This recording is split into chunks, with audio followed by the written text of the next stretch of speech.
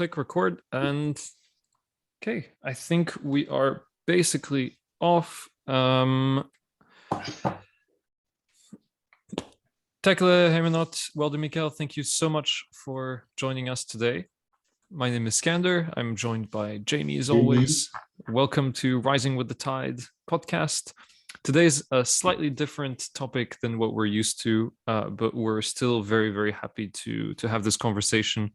Tekle here with us is a postdoctoral fellow at the Department of Geography for the Norwegian University of Science and Technology in Trondheim in Norway. So not too far away from where I'm at in Oslo. We're both residents of the northern state. And I first came upon your work, Tekle, in I think on Twitter, just kind of, canvassing around for guests and for research and stuff. And it's not often, I think, that you find papers and such written about the environmental consequences of ongoing conflicts. I think a lot of the research that you see is like, what has been the environmental impact of, let's say, like the war in Kosovo and things like that, because people have had time to kind of separate themselves from that. But you seem to have, taken a quite sudden interest in what has been a very sudden, in a way, war. I guess my first question in all of this is your research up to when the war properly started was around, correct me if I'm wrong, but was around fencing and kind of conservation topics a lot of the time. And it seems that your interests, because of this, have kind of taken a very quick turn towards the Tigray region. Could you maybe tell us a little bit about kind of your personal journey into this kind of topic and area? Yeah, thank you for having me on this episode, and thank you for inviting me to discuss Tigray, the topic, a very difficult topic for myself. As you said, prior to the war, I just finished my PhD during the war, defended my PhD during the war, and the PhD topic that I was working on was on other countries in Africa, in Kenya and Tanzania, and the focus of the project was on conservation policies in Kenya and Tanzania. So I had several, I think like five papers, 5 journal articles on different topics within the Kenya-Tanzania region. But of course, it was also about environment, about the environment and society, interconnections, and society and environment relations. One of the paper, for example, was on fencing and how land changes in land policies resulted in fencing of the landscape, which used to be open. We have other papers on violence, on state violence in relation to conservation, implementation of conservation policies. My sudden switch to the Tigray topic came with the war. When the war started, you're often caught up in daily heartbreaking, very difficult events that catch your attention. For example, you have the killings, you have massacres, you have all kind of disasters that are often reflected from the side of the effect of the war on humans directly. But there are topics that don't become apparent when the war is going on. For example, what is the effect of a war, the long-term effect of a war on the environment? What is how is the future of this place, the region, going to be in post-war situation, if there is a post-war situation, that is. So this is a topic that many people don't necessarily see when those events are unfolding, because you're caught up in daily events, daily crisis events.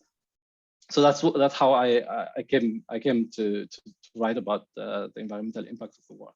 And of course, the work wasn't conclusive. It just kind of presents a projection of what may have unfolded in Tigray, what may unfold in terms of environmental impact in Tigray, to just spark a discussion on that. Yeah. Yeah, and maybe, I feel like it's potentially a sad truth to say, but not many people in the West, in the so-called West, would be very familiar with, what's, I think it's safe to say, with just the daily going-ons of Ethiopia, of Eritrea, like in general, but probably even more with what's happening in Tigray. I mean, I very often I think that we are told things through the news cycle, and the news cycle leaves behind a lot of what's happening in the global south and in places like Africa and Asia. Do you feel like the Tigray crisis has been kind of left behind a little bit? Absolutely. I mean, like,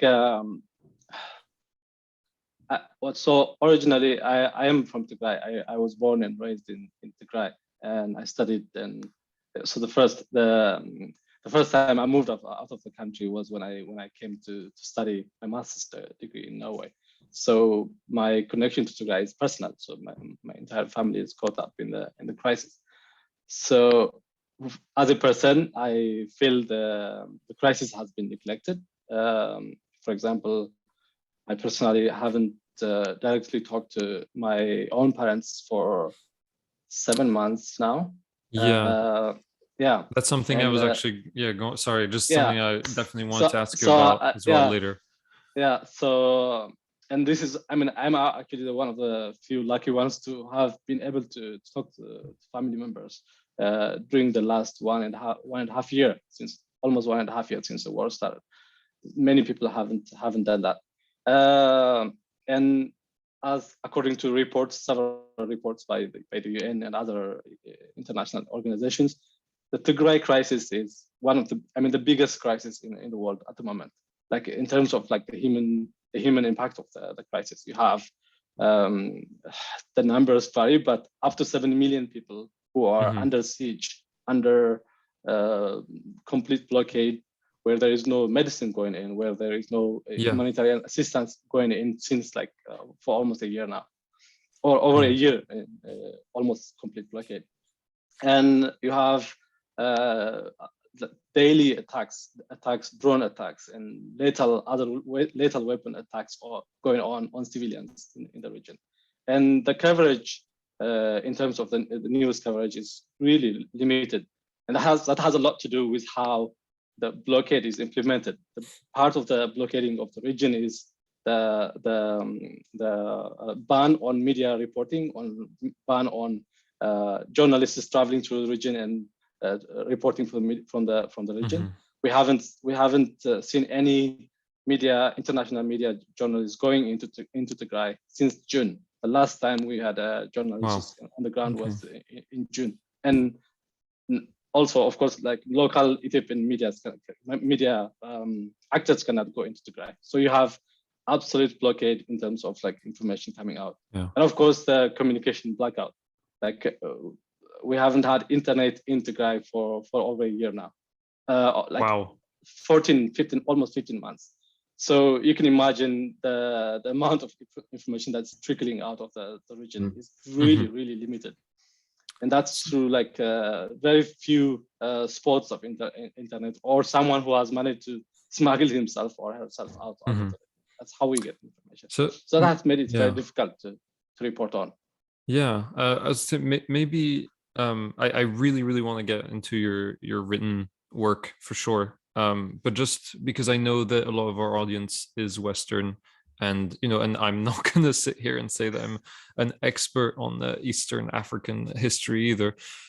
Could we potentially maybe just spend a little bit of time now, like going over, if you're fine with it, going over maybe a little bit of the recent Ethiopian history, or like what the Tigray region is, and why it's even sometimes referred to as the cradle of Ethiopian civilization, and kind of maybe like what is Tigray really in the context of Ethiopia and the recent decades?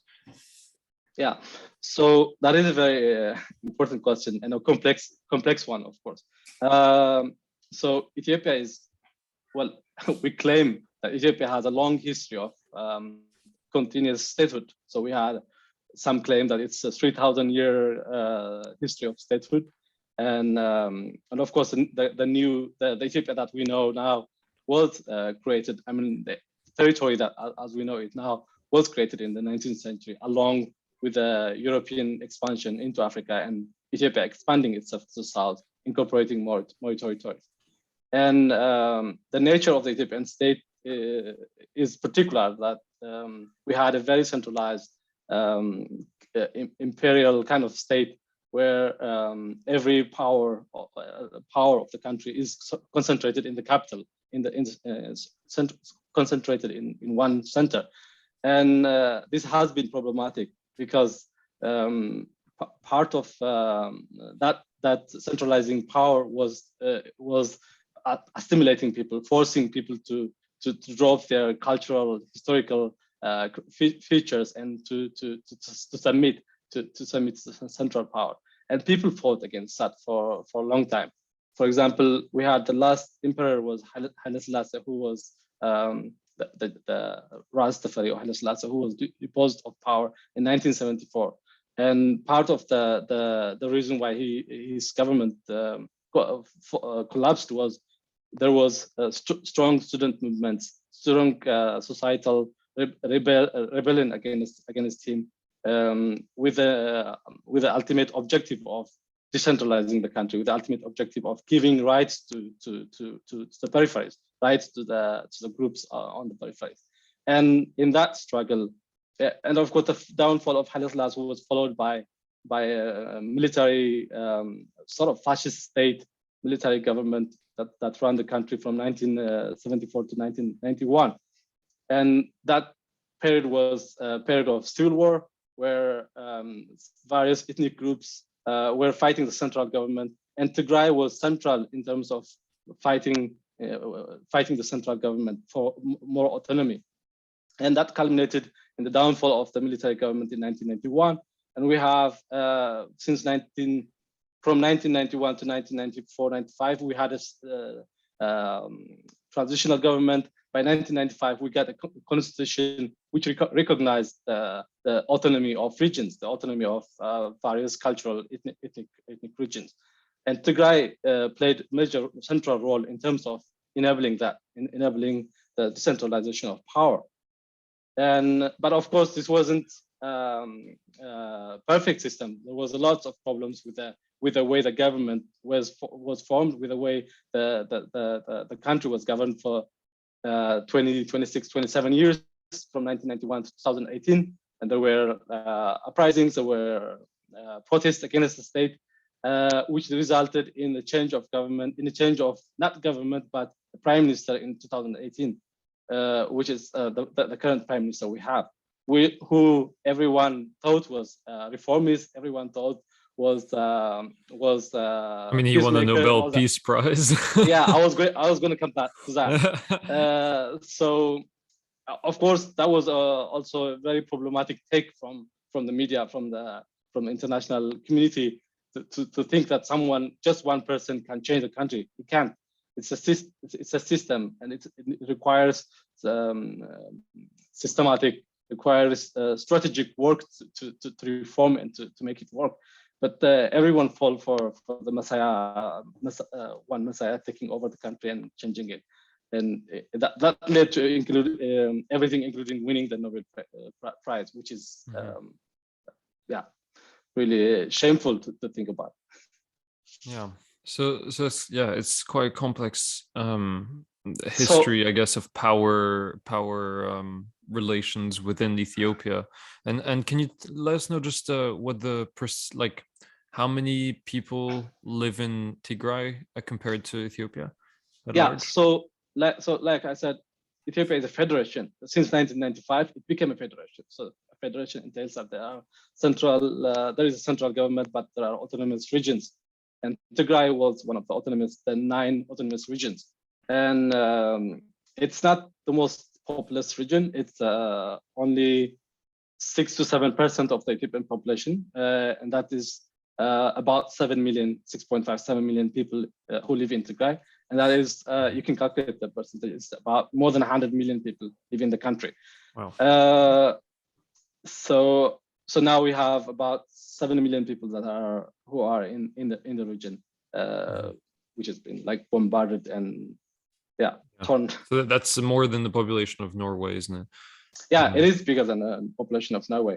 And of course, the war isn't limited to Tigray, which we probably will come back later, but the war on Tigray isn't limited to Tigray. So you have ethnic Tigrayans being targeted across the country. So it's so unfortunate that the media doesn't cover it, but you have thousands and tens of thousands of Tigrayans living in the rest of the country who were sent to concentration camps, as in the Nazi Germany in 1940s.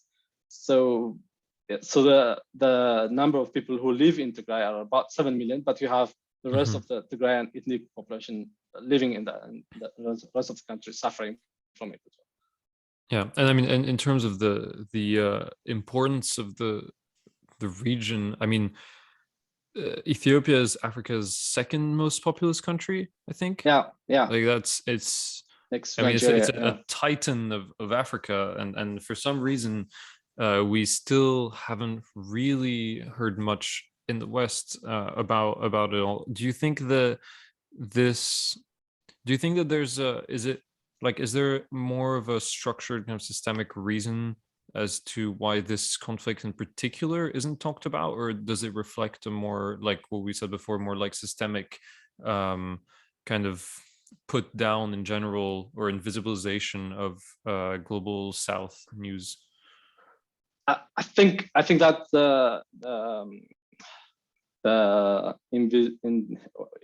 making it invisible when the news is, that is a very, I think, a central part of the problem we have now. But also, the region is geopolitically volatile. Like you have several interest groups investing on different sides of the conflict. So you have like the emergence of Abiy Ahmed as a prime minister has a lot to do with lots of Western governments lobbying to change government. So he had as you could see from winning the Nobel Prize and the way he was presented in 2018, 2019, you could see that he had a strong Western backing, and of course so that gave him a license to sort of do a lot of things by himself without the world noticing. So for the first few months of the conflict, it was very hard for ethnic Tigrayans in the diaspora to convey the message that there are massacres taking place in Tigray, to tell the media and the world that there is a disaster in Tigray, because nobody could believe you that the Nobel Peace Prize winning prime minister could do this. So it was very difficult to get the attention that it deserved. In addition to that, as I said earlier, we have a situation where the government intentionally blockaded the region, blocking all kind of communications to the outside world, blockading all the borders of the region in order to prevent the leakage of information from the region. So sometimes I can't blame the media for not reporting on it, because there is not so much information coming out to be able to report to make substantial reports. So you have at least three points, like the fact that it's the global South, Africa, like volatile East Africa, the fact that you have multiple players like governments supporting the regime and trying to still present the regime as something that's legitimate, that has to be defended, but also the fact that it has been intentionally blockaded from the outside world and making it difficult to report about. Yeah, I think we can probably just go over maybe the war itself, because I think for a lot of us who don't know the history, as you explained it really, really well, but it seems to have kind of come out of nowhere in our news feeds and such, but it was a little bit in the making in terms of, at least I don't know if you agree with this kind of framing, but I'd read on just a I think the New York Times has like one article on the Tigray region and the war from just a week ago as well, and they kind of frame it as that that the TPLF had kind of control influence over Ethiopia as a whole, from the Tigray region, and Abiy Ahmed Ali was bent on breaking their power and their influence that they've had for 30 years. It's kind of group of rebels that turned kind of rulers. But Mr. Abiy, I mean, himself worked with them and was an intelligence officer as well. So it's a bit strange as well, the kind of linking. But I guess this idea that the TPLF was the first to strike, and it's this kind of war. It feels like the New York Times was kind of framing it as this war of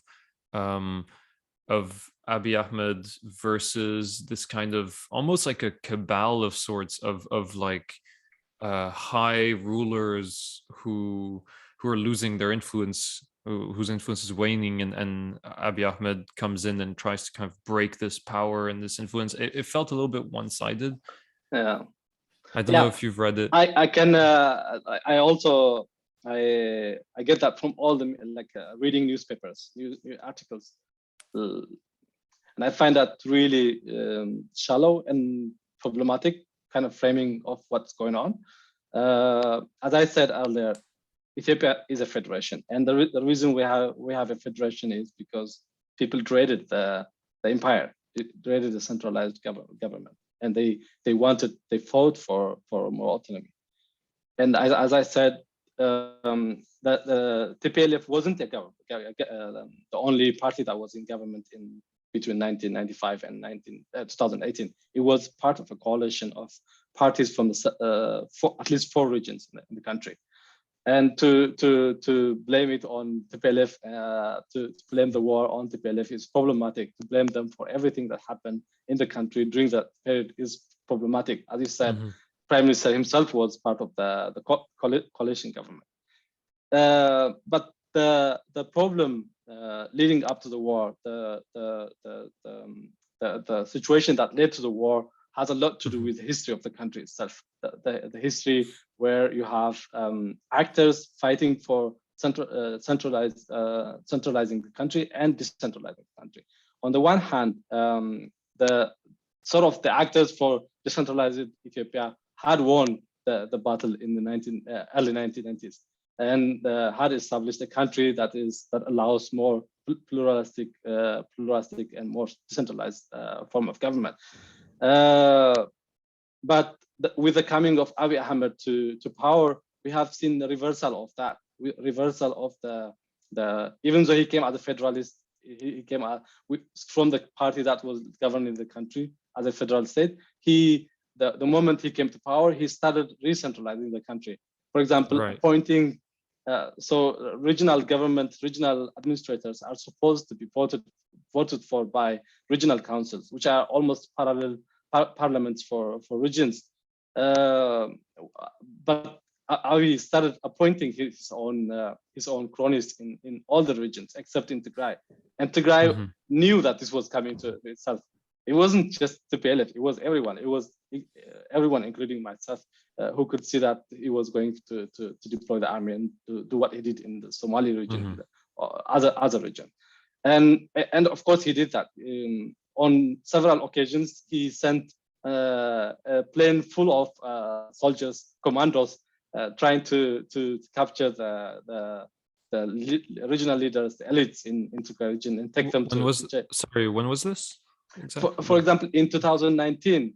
Okay, at the beginning of already. Yeah, at the beginning of 2019, there was an Antonov plane full of commandos who went to Tigray, landed at the airport in Mekelle, and trying to go into the capital and take the regional leaders, which failed because the regional government knew what was going to happen, and they took action. And there was the same kind of action that led to the war. Of course, this was a bigger. The current war had a bigger preparation for it. Like we could see that there was a lot of preparation going on from the Eritrean side, from the Ethiopian side. from both sides of the Ethiopian Eritrean borders. But this was also sort of an operation, as he also claimed, it was an operation to topple the government, to take over the regional government. So but the media sort of doesn't see the depths of the depths of the crisis. They just present it as it is, a fight for power, like TPLF trying to return to power in Addis. But it's not. That's not just. It's not just that. It's a lot of detail behind it. Yeah, and I keep coming to this like framing of the conflict, because I think it's obviously what is happening in the conflict itself is of tremendous importance, but I think things like international action, which we'll get to, and things like that are shaped by in part by the framing of the conflict in everyday life and in the media and such.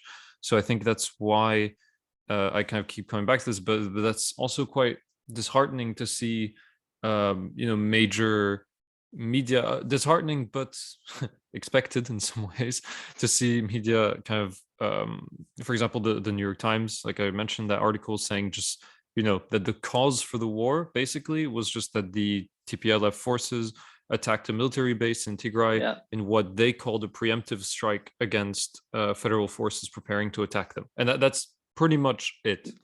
It doesn't really get more in depth than that, and so I don't know. I think the way that we see the conflict having begun often gives us something to think about in terms of who is to blame and who is kind of victim or guilty. So I think it's quite important to kind of analyze a little bit that framing. But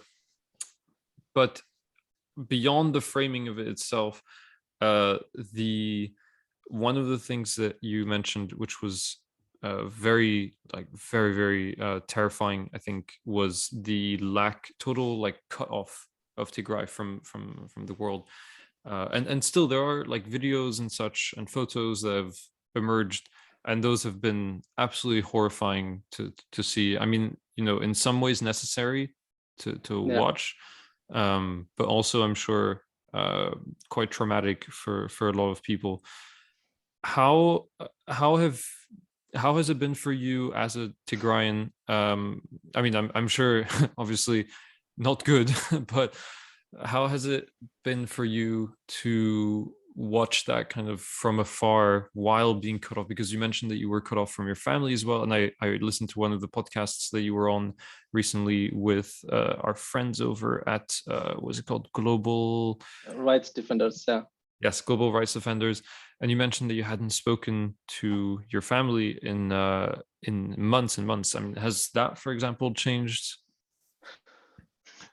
Yeah. So I'll go back to the framing a little bit, and like you said, the framing of the conflict, the way the conflict is framed is reflected in the way everyone is responding or not responding to the conflict. So as I said earlier, the way Abiy Ahmed, the prime minister, was depicted in the first 1-2 years of his power played a major role in terms of how the war was framed, how the cause of the war was framed. So he was presented as peacemaker, as a reformist, and he was fighting the bad guys. So in a way that determined how people see the war, how whatever he presented was taken as truth, and whatever the other side of the story, the people from the other side presented was taken as the voice of the bad guys. So that has made it very difficult for anyone to see the problem. But regardless of that, what is happening in Tigray cannot be justified by anything. By even if TPLF even if TPLF was as Abiy presents it, even if they had started the war, whatever is happening in Tigray cannot be justified. You cannot justify the cleansing of a third of the territory in the region. You cannot justify the systematic destruction of the whole infrastructure in the region. You cannot justify siege over 7 million people for over a year. So that should be the baseline of how we see this conflict. Mm-hmm. As a person, from Tigray, it has been, I think, like seeing all the images and all the stories, hearing the stories, has been a numbing experience. I think I'm like,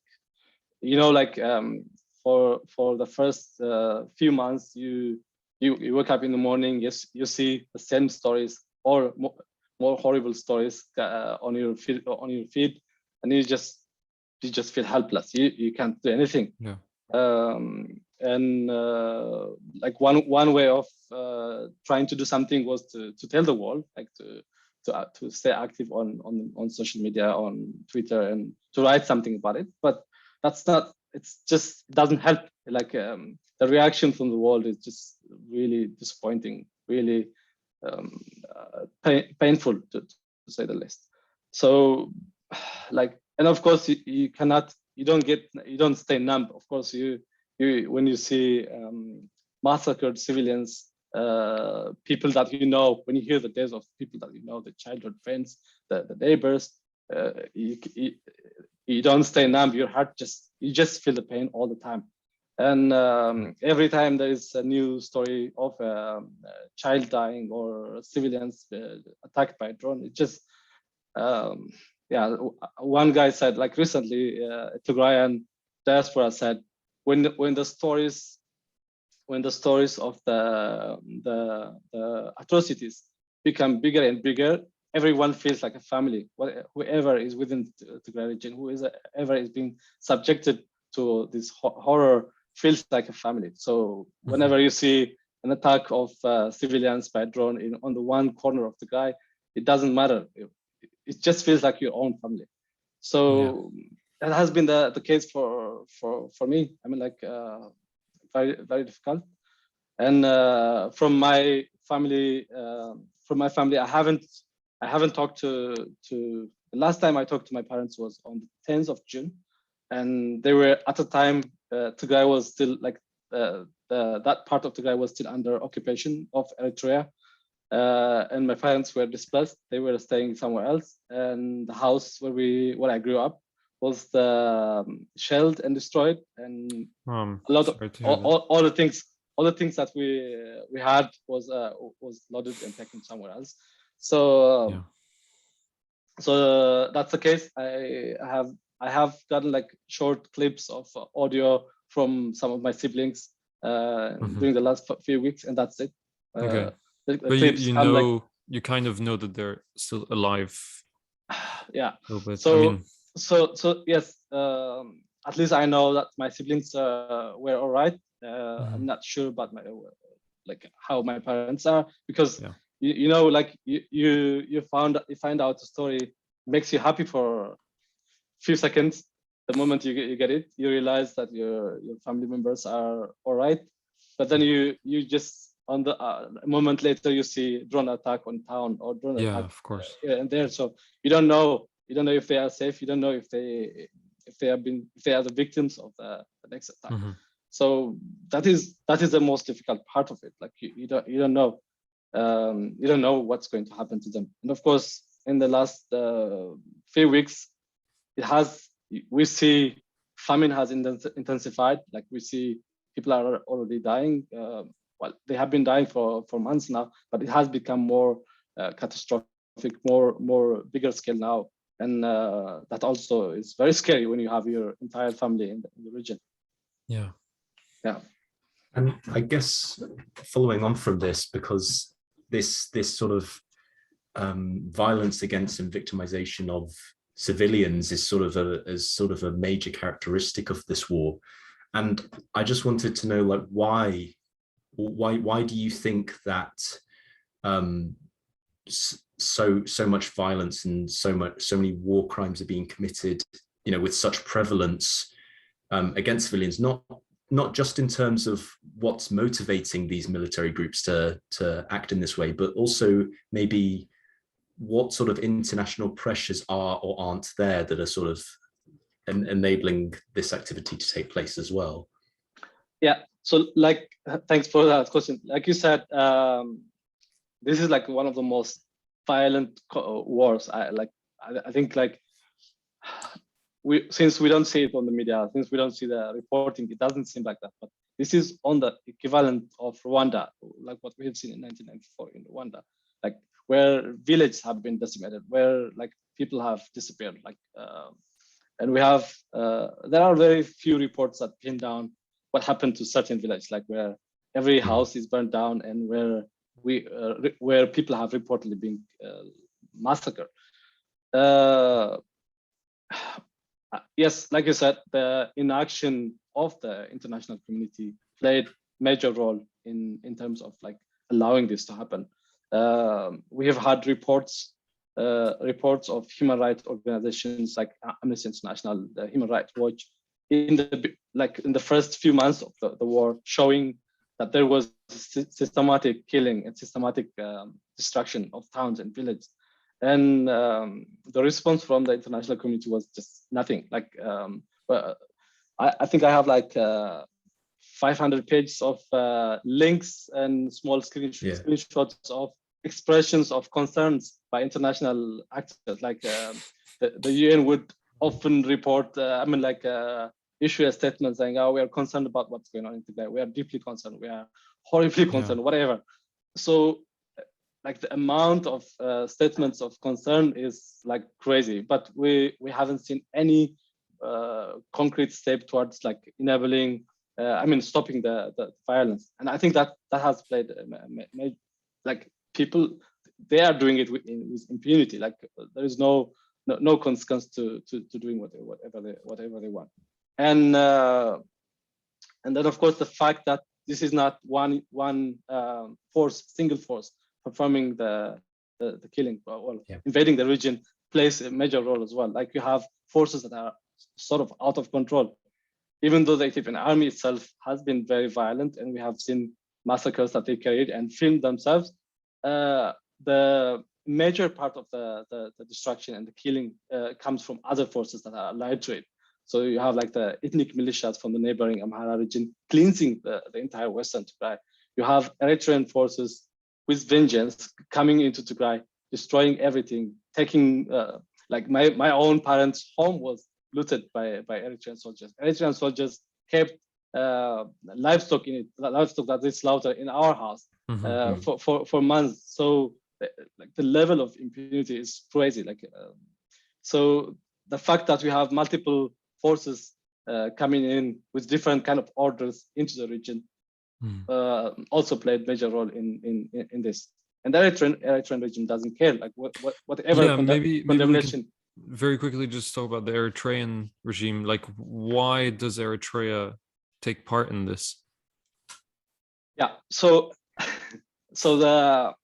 if you see the statement by the Nobel Peace Prize Committee in 2019, the awarding or like the nomination of Abiy Ahmed for Nobel Peace Prize was on the ground that he brokered the peace between Ethiopia and Eritrea, or he signed a peace deal, which we don't know if it was actually a peace deal. As it looks now, it was a war pact. But at the time, it was presented as a peace deal, and the peace deal was on to end a war that was going on for like 20 years. There was a border war between Ethiopia and Eritrea between 1998 and 2000, and the armies of both countries were sitting on both sides of the border for 20 years, and there was like confrontations every now and then, but the border was closed for 20 years. And Abiy and the Eritrean president claimed that they made a deal. The border was open for a few days, few weeks, and it was closed again.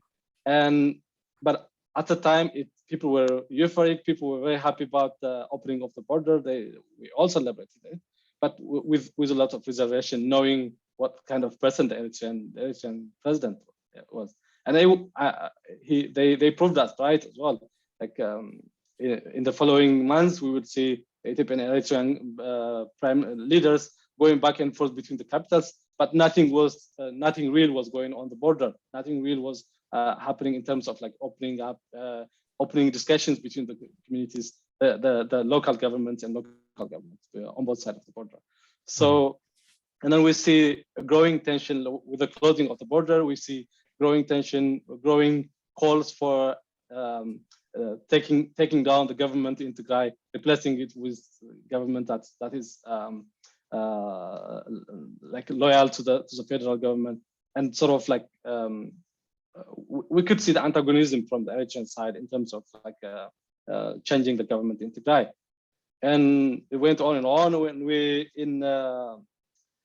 like as an observer living somewhere else, I could see that the Eritrean and Ethiopian guys were going back and forth to military installations, military centers, checking whatever they have in the center. For example, the Ethiopian guy went to the military training facility that the Eritrean president has in the middle of somewhere in Eritrea, checking new military trainees graduating and all that.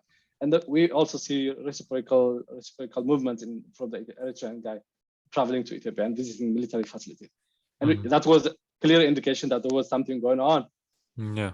And this comes from the 1998-2000 war, when the TPLF, the Tigray government, was part of the federal government, which fought against the Eritrean army at the time. And they had this sort of vengeance, sort of revenge for what happened in 1998-2000 war. Yeah. Yeah. So it's very deep roots to all of this. I want to touch on your one of your written works, which for the stream I'm just going to bring up on the streams on the screen. I meant very quickly. Yeah. So for those of us watching the video, whether it's live or on YouTube after, you can see here. I'm just on Tekla's Twitter. It's pinned here. So it's called Inventing Hell: How the Ethiopian and Eritrean Regimes Produced Famine in Tigray. So this you published in November 2021. And I think it's free to access potentially. I think it's limited. Yeah, I think it's limited, and I'm trying to get the journal. Okay. Because I just clicked on PDF and I was, maybe I was already signed in or something with my university access. That's possible. Sorry, probably, my bad. Then it's I usually have to do it manually. So okay. People can contact me on, for example, ResearchGate, or they can directly send me a message on Twitter if they want to access it. Yeah, there you go. So I took some notes on the. I mean, it's a harrowing account of the. Honestly, I don't even know what the proper way to call it is. Crisis, war. I mean, I know you call it genocide as well. I guess the way that we name it is also an issue in the framing of the conflict. And as a total outsider, obviously, I have no idea what the more proper way to say is, so I'll leave it to you for that. But in this article, you really kind of go over the ways that the current famine and situation in Tigray region is not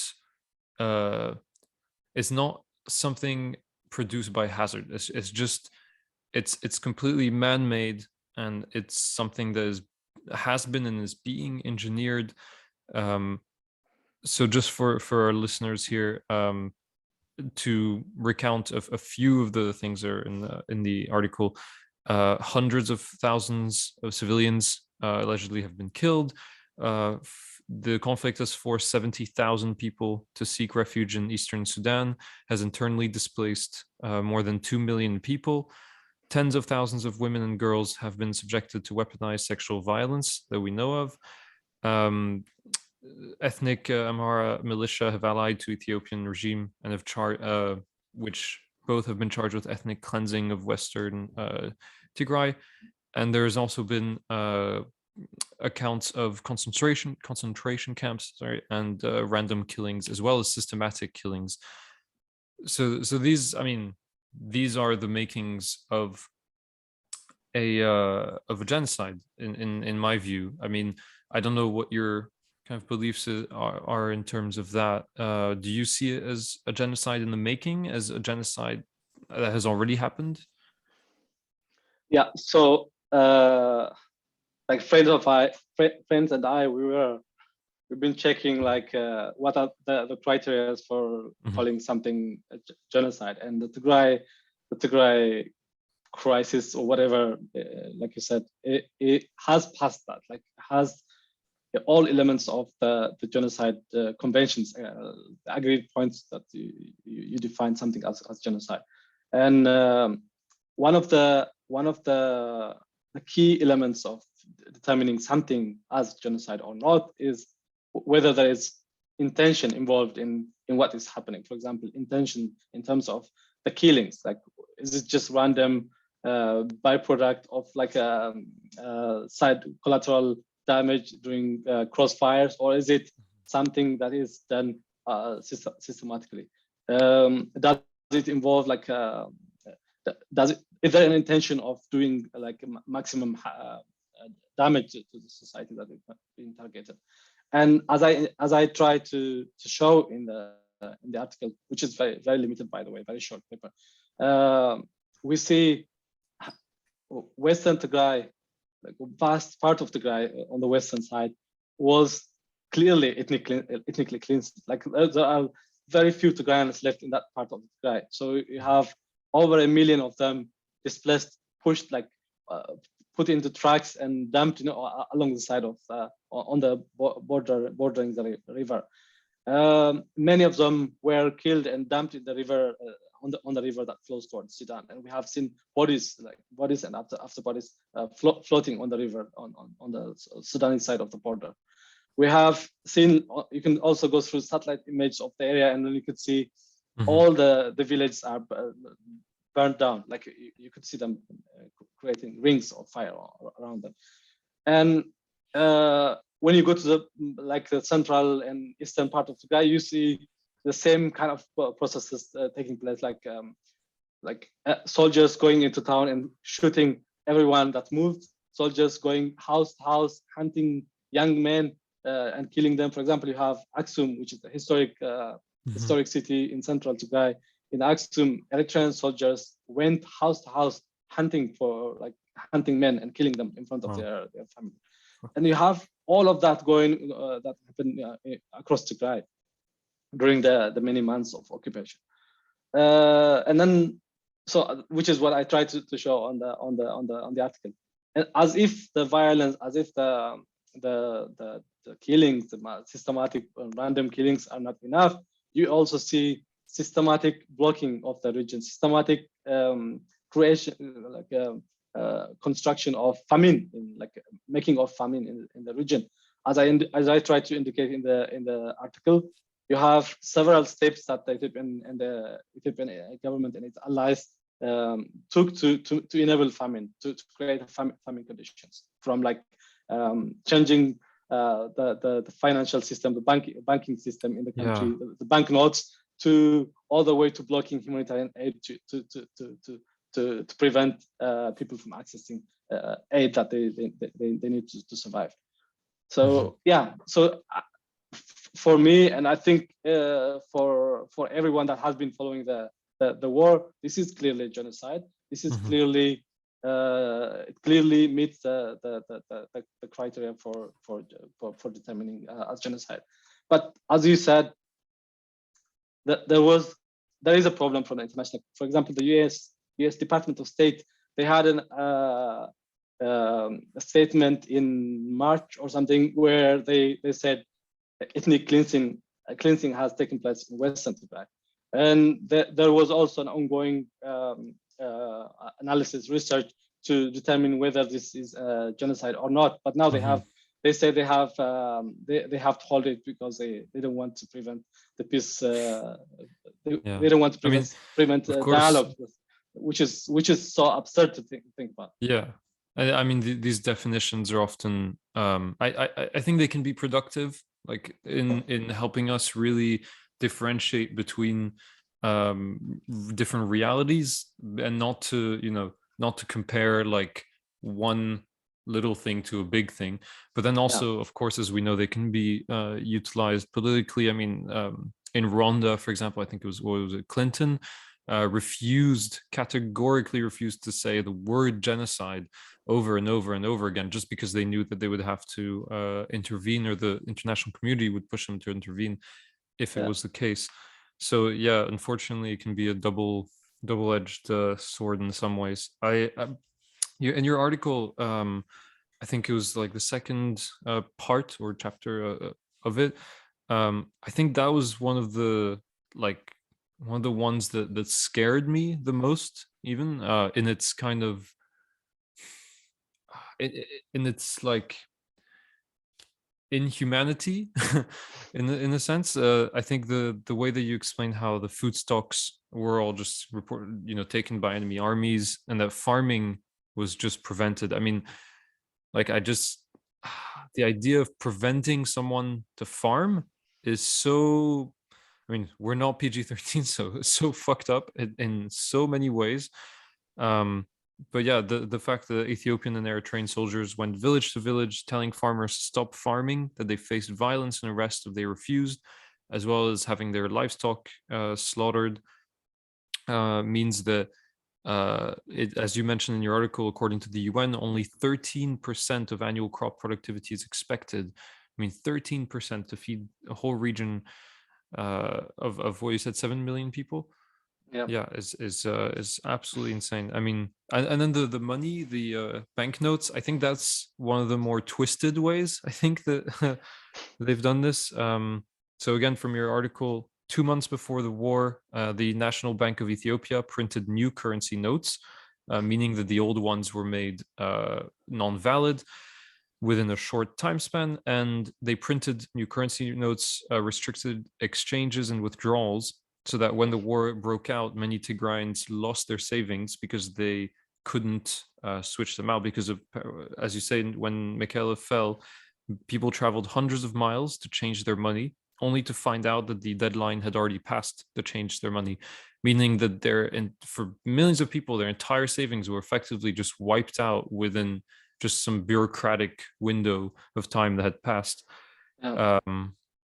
I mean, government ordered commercial banks to suspend all accounts in Tigray when the war started.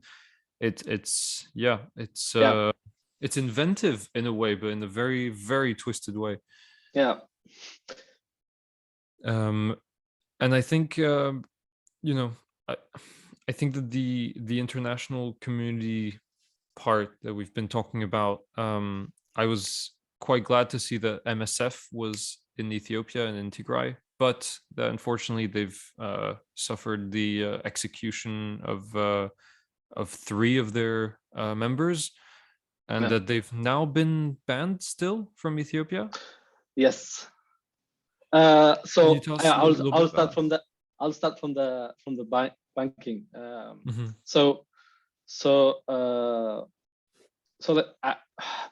For example, when it was on the 14th of September or something, when the National Bank declared that they have a new currency in stock, and people have to change within this limited amount of time. And of course, Tigray is far from the center, so people have like the commercial banks, for example, didn't have access to the new currency to facilitate the changing the notes for several weeks since the start of the exchange. And we were following the story, and when people try to fly from Addis to Mekelle with, for example, cash in excess of 2,000 birr, which is about like $50 at the moment, people were arrested, and their money was taken because the government was systematically trying to prevent cash, like the new cash, going into Tigray, preventing like people from taking the new currency into Tigray. And only few commercial branches had access to the notes before the war broke out. So, like you said, many people just lost whatever cash they had on their hands. And then, of course, the suspending of accounts. Like, even if you're a Tigrayan, or if you have your bank account from Tigray and you live in the rest of the country, for months you didn't have access to your bank account. You didn't have access to your own savings, and you can't even get paid your salary, even if you live in Addis or elsewhere. So that was like clearly intentional. and of course now, like since the federal government troops left Mekelle, we don't have any services like banking services or anything like that. So that sort of facilitated the hunger. I mean, like even if you're a millionaire, you're hungry. Like you go hungry because you don't have access to your cash. You don't have access to any way to pay for your food. About the international organizations, yes, MSF was one of the first organizations to reach Tigray at the beginning of the war, and when they arrived, they were overwhelmed by the need for medical help, because at the time they said more than 70% of the health facilities in the Tigray region, that is in end of November last year, 2020. More than 70% of the health facilities were destroyed or looted, or something had happened. There is no medication, or they have been destroyed. You can imagine how overwhelming it must have been. Yeah. And then they tried to serve for several months with all the intimidations, with all the challenges that they faced by the federal government. And then at the end of the June, 3 of their workers were killed. And we also saw like MSF reporting on what they see, for example, on daily basis. On one of their travels, they saw Ethiopian soldiers taking people off public buses and shooting them on the street for nothing, basically for nothing. And they reported that. And I suspect that those kind of reportings have put the MSF on a very difficult position with the government, because the government didn't want those kind of things reported. Mm-hmm. And then, like since the beginning of July, MSF has been suspended. Told not to go to certain part of the country, including to parts of Tigray. And they have also, of course, because of the threat that their workers face, they have also withdrawn from many parts of the region. I'm not sure if they still have access to Mekelle, because not many humanitarian actors have access to Tigray at the moment. Like even the UN or organizations cannot transport supplies to the region. So I'm not sure if MSF still has any activities going on in Tigray. Yeah. I'm really sorry. Apparently my mic is not working well on the stream, so I'm just gonna quickly check. Okay, yeah, it's back on. Good. Yeah, we just had a viewer say that my mic was had stopped working. Yeah, the amount of aid being able to actually reach where need, I think, was at 3% or something estimated, which is, yeah, according to the UN itself, I think. One of the questions that I had in terms of the international community was, usually when we see the international community, like in precedents, when we see the international community block on something, it's often, not always, but often due to organisms like, the Security Council, for example, competing interests. So, for example, in the Kosovo War, there were definitely competing interests that prevented things from happening. Do you think that Ethiopia and Eritrea have some sort of kind of power in this international response, or are there more interests at large? Because I guess from an outside perspective, it feels like there should be action when in a conflict like this, because at least from what I've read from your work and a little bit on the side, there doesn't seem to be that much of a heavy hand from the usual global powers like America or Russia, China, the ones that control kind of Security Council, for example. Yeah. So that's also, as I said in the beginning of the discussion, there is a lot of geopolitical tension around the Red Sea region, Red Sea part of the world. You have interests like countries with big interests like China, for example, which sees Ethiopia as a gateway to Africa, using like the African Union and the Ethiopian government as sort of mediators into the African market.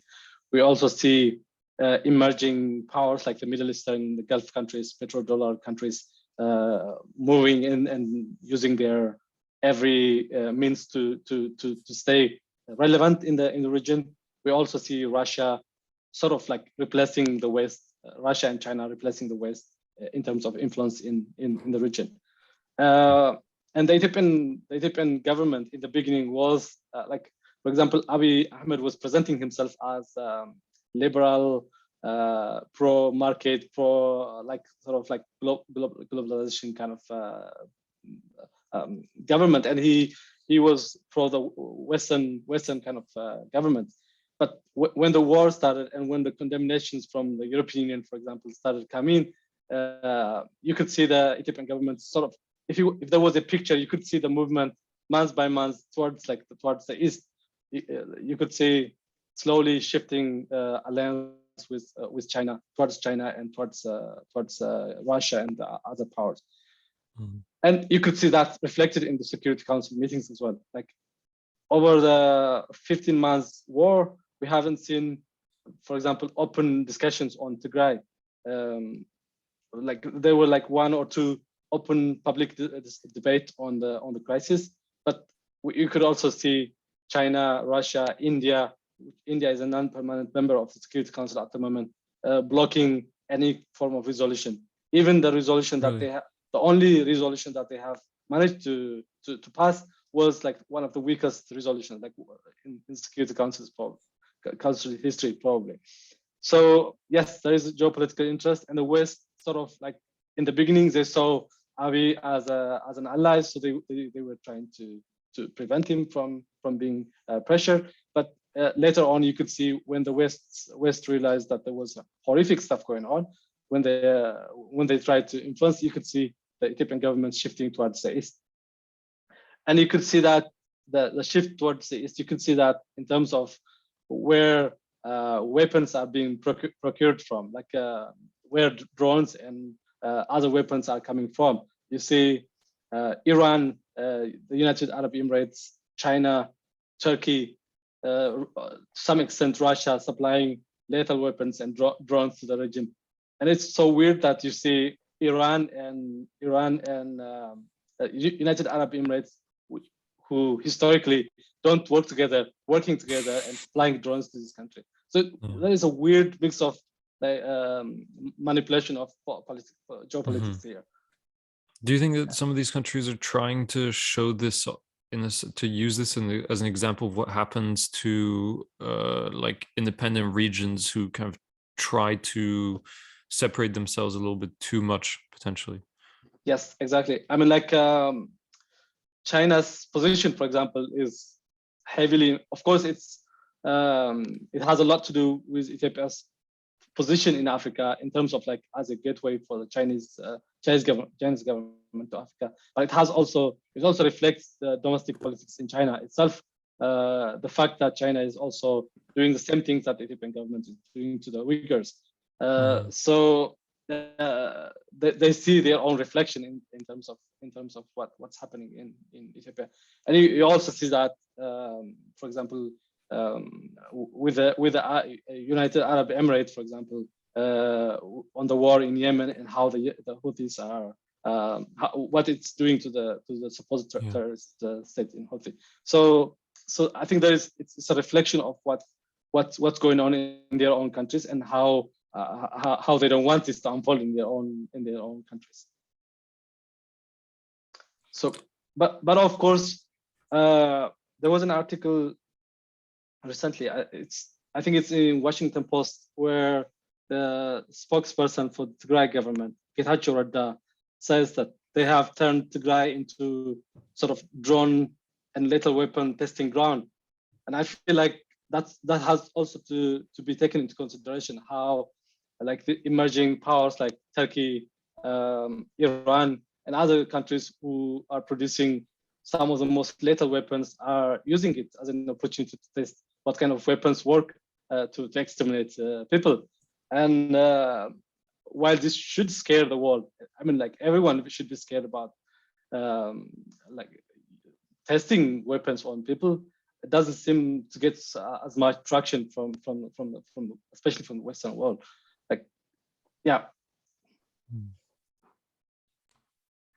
I wonder what the sort of public sentiment towards the different sides of the war are, and because the various sides are each committing war crimes. Is it quite locked down? Is there quite an efficient propaganda system, or is it really no one really believes that their interests are actually being protected? And following from this, has there been any popular citizen resistance? Very, very limited, I would say. I mean, or like imagine like Nazi Germany in 1941, 1940. I don't know.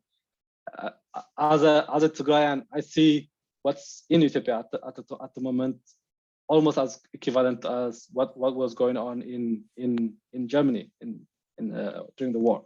And I don't think there were so many Germans who managed to stand up against the Third Reich. I don't think there were so many people who were able to lay out what they think it should happen. And we have seen very few dissent voices opposing the war, for example. I mean, like recently in, I don't know if it was October or September, there was a popular singer from Southern Ethiopia who was invited to a regime rally, pro-war rally. And he stood up and he said, I don't want to support war. We have to stop this war. We have to go for dialogue. We have to stop the war, the crimes that are taking place. And he just disappeared. And then a few days later, he had to apologize. He had to apologize in public. He had to go to radio stations and say, I'm sorry for what I said, because oh no, because of the pressure on him. And even though I am really disappointed on the broader public, I also feel that it's very difficult for someone to stand up and to say no to war in a situation where you have the regime propaganda claiming that Tigrayans are traitors and they have to be exterminated. And that's the kind of message that's in place. And it's very difficult to stand against it and to say no to a war. And that's how I see it, how I see the problem with standing against a war. War is. And there's a deep divide as well. I've just been reading within the Ethiopian diasporas as well. Like it seems like both online and offline in the real world, Ethiopians are divided, not just in Ethiopia itself. I wonder what it's been like for you, your personal experience as if I don't know if there is a Ethiopian diaspora that you are in contact with, but if you are, what your experience has been like. And then also one of our watchers has just asked they say that they're wondering if Western interventionism would really do more good or more harm from South by. Yeah. So on the division, sorry to pile on questions on you. No problem. On the division between like among Ethiopians, yes, it's like clearly we are really divided. Well, it's not like there is a clear division between Tigrayans and the rest of Ethiopia, and of course we also see that the Oromos are also like the biggest ethnic group in Ethiopia. The Oromos are also like a lot of the Oromos support the cause, Tigrayan cause, and then you see the diaspora Oromo sort of rallying around in support of the Tigrayan cause. But you could also see the division between Ethiopians and Tigrayans like clearly. And like as personally, it has been very difficult to communicate with Ethiopians at the moment because, like I said, propaganda is very difficult to deal with. Like people have been told that the TPLF and the Tigrayans have done this to our army, and we have to wipe them out. And whatever story you tell about yourself, about what your family is going through, people would just say this is fake. For example, I have told some of my Ethiopian friends that my parents are displaced. My parents' house has been like destroyed, and my mother had to run from village to village for months to escape the killing. And when you tell that story to someone, they don't receive it. Like they say, this is fake. You're just supporting the PLF propaganda, and The that's very level of painful. propaganda necessary to have that kind of inhumane Yeah, response.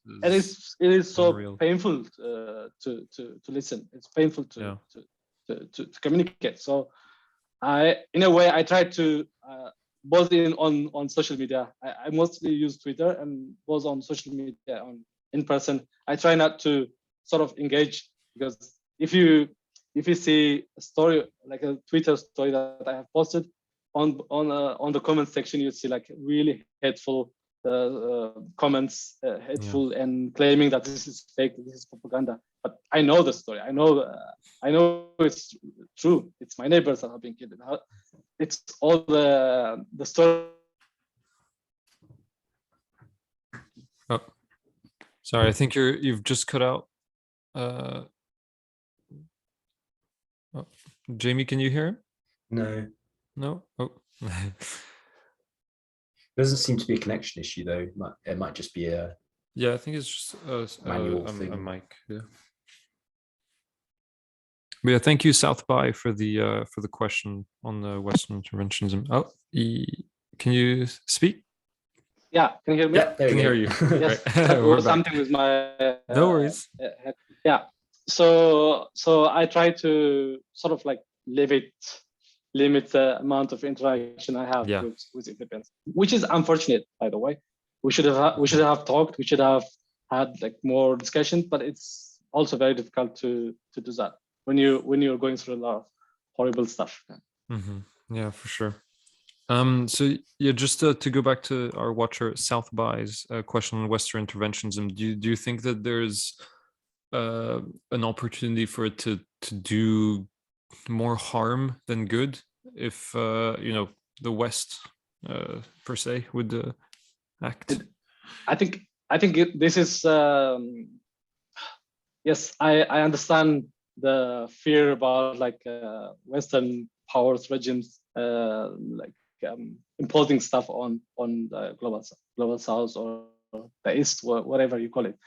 I understand that, and that's also my job. I've been writing critique against colonialism. I have been writing against neo-colonial story, like policy ideals on conservation, for example. So I understand that concern, but that shouldn't prevent anyone from speaking out against inhuman stuff. Like whether you're from West or East or whatever you come from other planet, you should be able to speak and to stand against inhuman treatment of other human beings.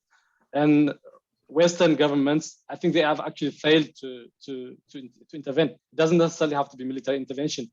It could be by for example, imposing restrictions on the region, sanctions on the region. They don't have to intervene. They have to stop their support of the region by allowing it to freely trade with European democracies, with Western democracies, when it's not protecting the rights of its own citizens. So if you call that intervention, that's problematic. So Western intervention, it depends on how you understand Western intervention. So as much as the Chinese person speaks against inhuman treatment of Ethiopians or whatever other citizens, as Europeans should be able to do that. Americans should be able to do that, and anyone should be able to say no to violence, to state to famine, state imposed famine. So that's how we should understand it. Yeah, and I guess maybe that fear is based on, I guess, the more direct interventionism techniques that we've seen. Like, for example, we mentioned Rwanda, which I think can be to some extent used as a case to look at. But in Rwanda, France put in like a demilitarized zone or something like that with Operation Turquoise, I think it was called, which was born of, in part, we could say, of sentiments to help, whatever that word means, but in the end just allowed a lot of war crimes to be perpetrated, and then allowed those people who perpetrated them to flee through the turquoise zone and to to allow a lot of forced prostitution, of drug trade, of arms trade to happen within that zone because it was just badly managed. So I think I can understand that for that, like where that fear is based. I'd want to quickly go over the way in which Tigray has been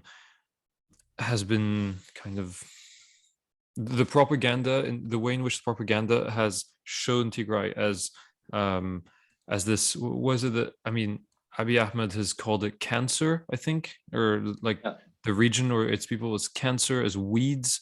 I mean, these are not like these are not simple insults. They're insults with a historical background that is, based in things like genocide. Has that imaging of Tigray as a cancer or weeds been progressive, or has there always been, like, I just wonder how progressive versus sudden the change has been? It has, I mean, like in a way,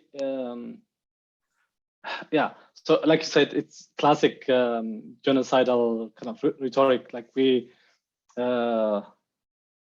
idea that certain population has caused this and that harm to the country and they have to be avoided from the body politic of the country is problematic, and it has been used elsewhere. Like it's the same case in Rwanda. It's the same case in other contexts where genocide has taken place. And that Abiy Ahmed's argument about presentation of Tigrayans as weeds is also supported by the idea that Tigrayans have dominated the Ethiopian body politic for 27 years, and they deserve to be punished for that. And it is in the New York Times articles. It's in the crisis group analysis of the past political space in Ethiopia. It's all kind of analysis that has supported Abiy Ahmed's presentation of Tigrayans as weeds, and that is where the problem lies. And Abiy was, I mean, he was supported by the TPLF in the beginning when he became prime minister. The TPLF representatives were the ones who supported him. They have supported him to come to power, and they have welcomed him in Mekelle when he came to present himself as the prime minister when he visited Tigray for the first time, and they have cheered for him. And but few weeks later, you would see he said daily he presented Tigrayans and the TPLF as hyenas, and sort of like talked about how they have muzzled the country, how they have taken its resources and all that. And then like the moment you realize that he has made the Tigray region weaker and the population poorer, he now presents them as cancer, as weeds, who should be weeded, who should be taken away, and that has material implications. We have seen it.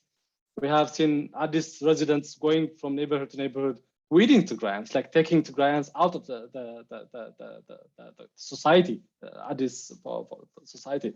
We have seen Tigrayans from Western Tigray just being cleared away from the land, as if you're clearing wheat from your land.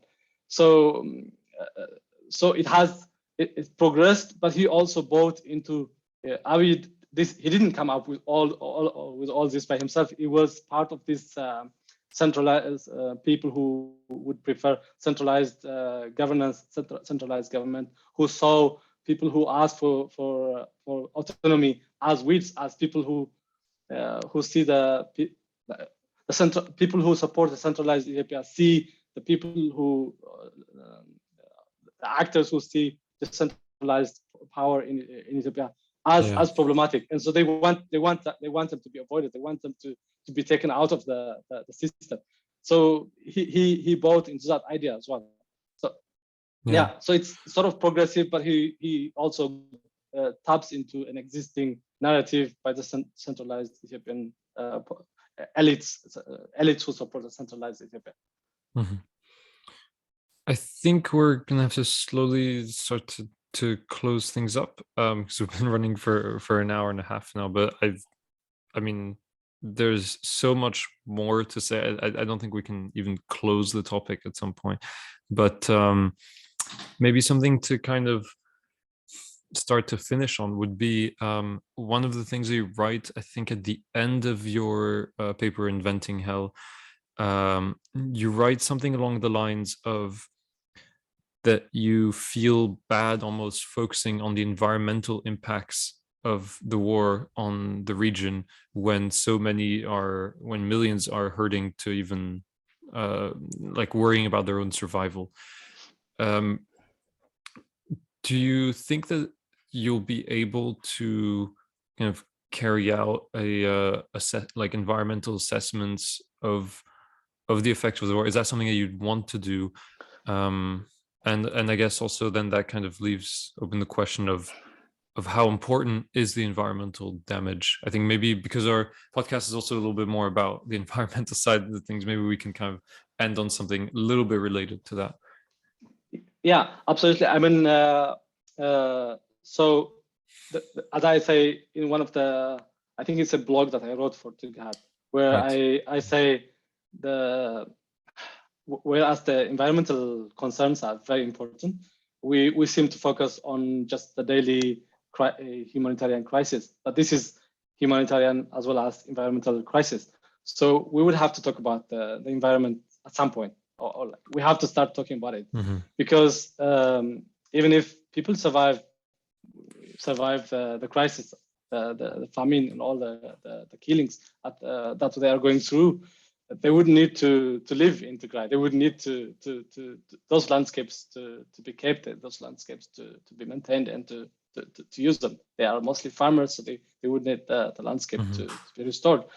And like Tigray is a mountainous landscape, and we have seen degradation of its landscape historically, because this was, like you said, it's a cradle of the Ethiopian state.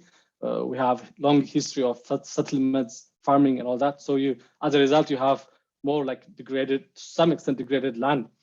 And there has been a lot of effort to restore the land.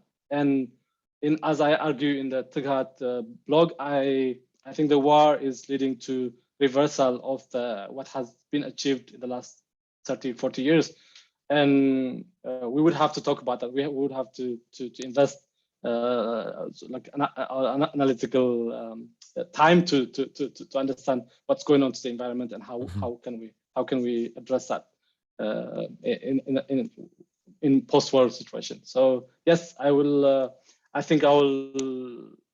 I know so many people are writing about the humanitarian crisis, the famine, and all. So there is already, I mean, not enough focus, but there is focus on it. So it's important that someone deals with something that's neglected, but very as important as the humanitarian crisis itself. And potentially the Tigrayan, I mean, does the work as well. I think is potentially important because not to place the burden on Tigrayans who have already been burdened enough, but I think it's important to have that perspective from the group themselves who are affected as well, to not have it all be from the outside by outsiders.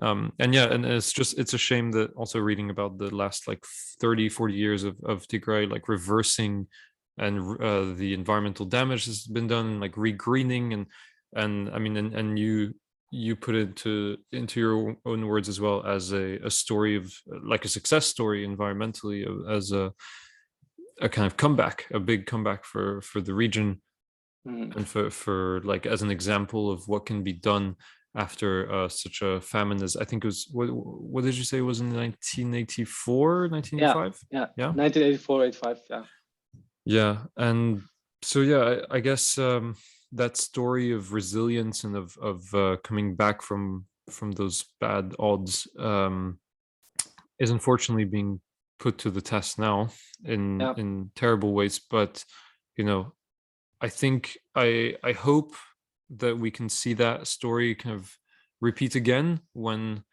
as you say, when and if this war ends, that we can see Tigray kind of come back a little bit from the ashes and be the resilient people that they've been in the past. I hope so too.